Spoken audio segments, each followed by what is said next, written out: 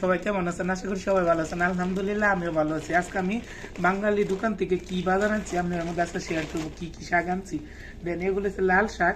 আমি যে জায়গায় কাজ করতাম এই জায়গার মধ্যে আজকে কাজে গেছিলাম।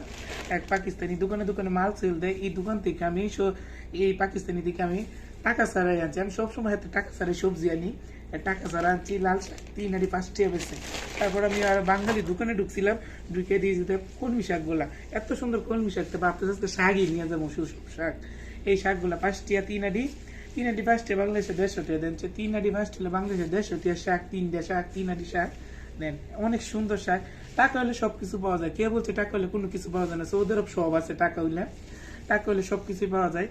আমি এগুলো আনছি, আরো কিছু সামান আনছি, তাই আমি আপনার মধ্যে তুলে ধরবো। দেন আমি এই পাতাকপি আনছি।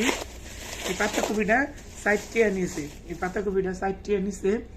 60 টাকা নিলে বাংলাদেশের কত? 120 টাকা। 120 টাকা হচ্ছে সাধারণ একটা পাতাকপি সৌদি আরবের।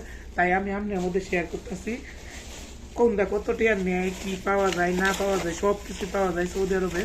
এমন কোনো জিনিস নেই পাওয়া যায় না, টাকা হলে সব পাওয়া যায়। দেন এই ফুলকপিটা 5 টাকা নিচ্ছে, 150 টাকা বাংলাদেশে 150 টাকা। এই সৌদি আরবের ফার্স্ট নিচ্ছে।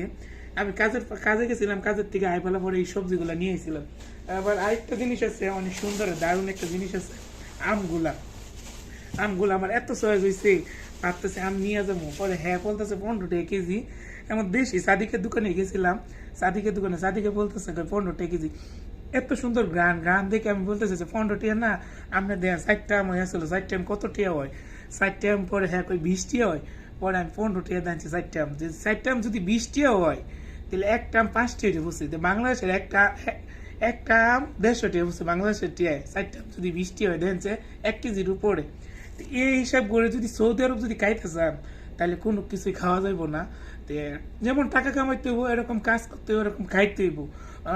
মন চাইলো খাইতে পারলাম না, শুধু খালি ফ্যামিলিরে দিলাম, তা হবে না। নিজেও দিতে হইব, নিজেও খাইতে হইব। তাই আমি আপনার মধ্যে ভিডিওটা তুলে ধরলাম।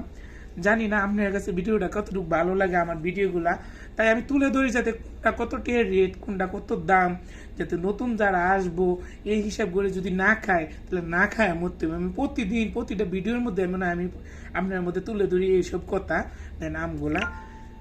তাই আমি আপনার মধ্যে শেয়ার করতেছি। জানি না আপনার মধ্যে কতটুকু আমার ভিডিওগুলা ভালো লাগে। যদি ভালো লাগে তাহলে লাইক কমেন্ট শেয়ার